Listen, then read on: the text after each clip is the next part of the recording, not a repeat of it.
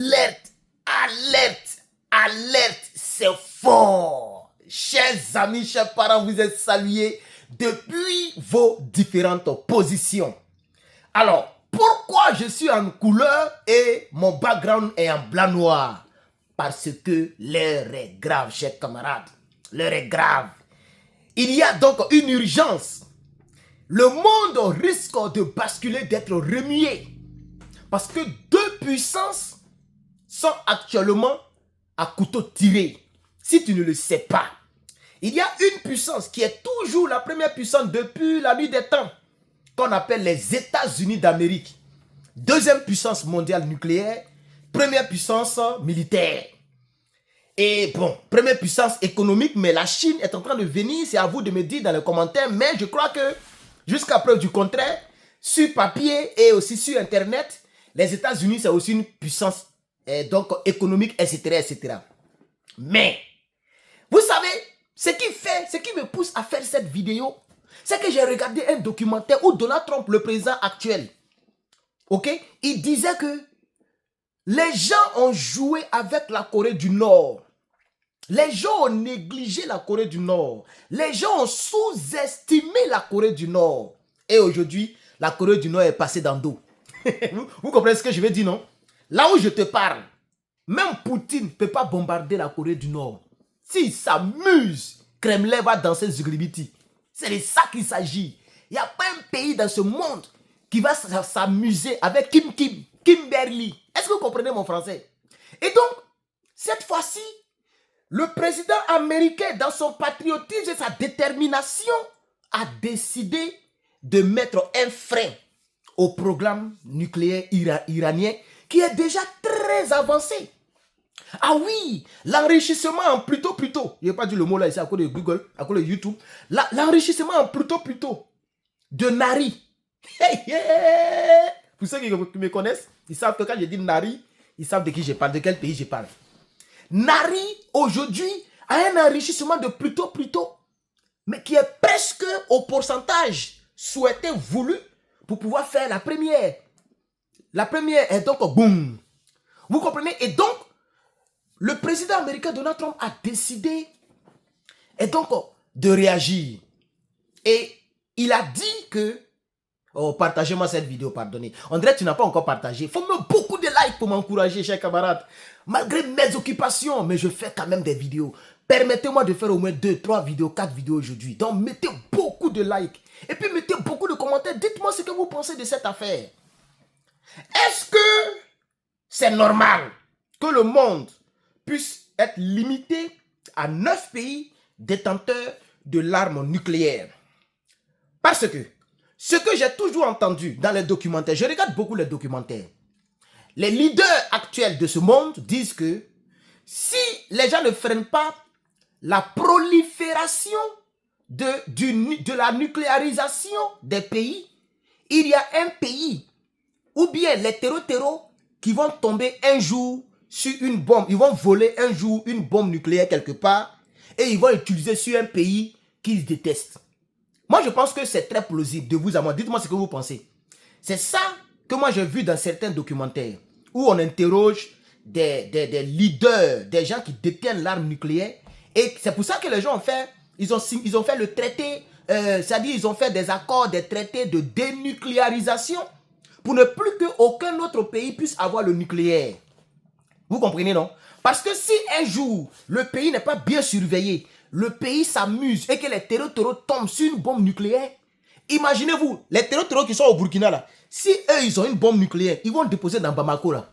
Imagine les dégâts que ça va faire. Et c'est pour ça que les gens disent que bon, quelques pays ont déjà ça, mais sur 192 pays, il y a 9 pays seulement. Je pense que je les connais tous. Il y a le Nari, l'Iran, il y a le Pakistan. Le Pakistan est le seul pays musulman à avoir l'arme nucléaire. Il y a le Pakistan, ça fait 2. Il y a la France, ça fait 3. La Russie, 4. Les États-Unis, 5. Je pense que la Grande-Bretagne, Royaume-Uni, ok. Nous avons la Corée du Nord, ça fait déjà 7. Nous avons, j'oublie encore certains pays. Aidez-moi en commentaire, je les ai tous cités. Mais je pense qu'il y a 9 pays. Il y a l'Inde, nous avons l'Inde et la Chine. Ça fait l'Inde, j'avais 7, non 7. l'Inde, Chine, ça fait 9. Donc voici les 9 pays qui ont l'arme nucléaire. Vous voyez? Et donc, les États-Unis étant donc leader mondial de tout ce que vous pouvez imaginer, ok? Et aussi, la Russie n'empêche pas quelqu'un d'avoir ses programmes, hein. La Russie, elle est dans son coin. Mais les Américains, les États-Unis d'Amérique ne veulent plus qu'un pays puisse avoir l'arme nucléaire. Partage-moi cette vidéo, mets beaucoup de j'aime, mets beaucoup de commentaires pour m'encourager, chers camarades. Et donc, c'est de ça que c'est sur ça que nous allons nous atteler à continuer cette vidéo jusqu'à la 10e minute. Parce que il faudrait que nous, les Africains, on puisse infonaliser, on puisse donner notre point de vue, même s'il le faut, chers camarades. Mais dans cette vidéo, je veux que vous puissiez me donner votre point de vue. Moi, je suis en train de donner l'information. Et donc, chers camarades, c'est de ça qu'il s'agit. Tension entre Iran et États-Unis. Donald Trump menace Téhéran et refuse catégoriquement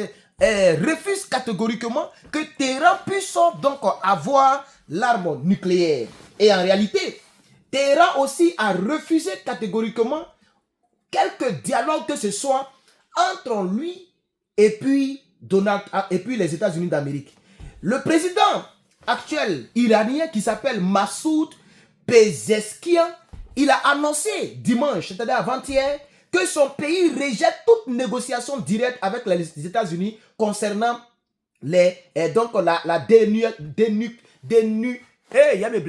concernant la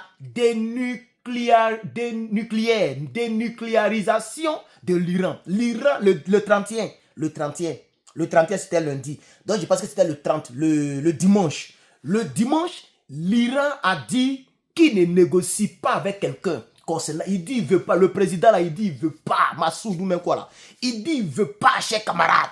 Il négocie pas. Il dit il veut même pas de négociation directe avec les États-Unis.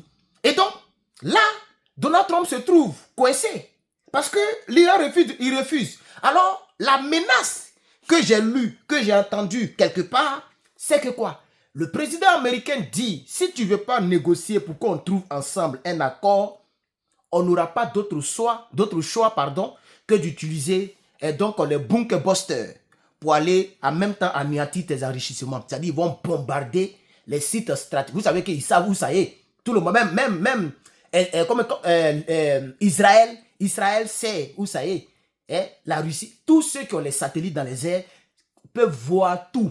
Vous comprenez, non? Donc, les Américains savent. Et puis, avec les services secrets, NSA, tout cela.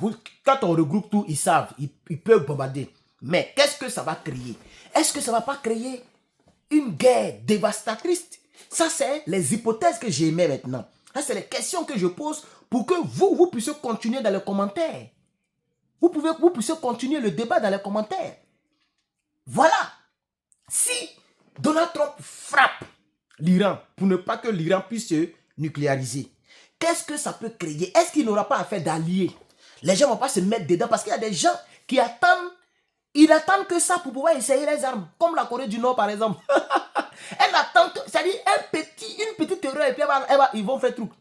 Et est-ce que ce n'est pas un danger? Maintenant, si les 9 pays détenteurs de l'arme nucléaire laissent plusieurs pays à avoir l'arme nucléaire, est-ce que ce n'est pas encore un danger? Est-ce que les terroristes ne vont pas tomber un jour sur une bombe qu'ils vont balancer? Regardez Jack Bauer, les terroristes ont pris les bombes chimiques. Vous voyez, même Jack Bauer a été contaminé en vouloir les empêcher.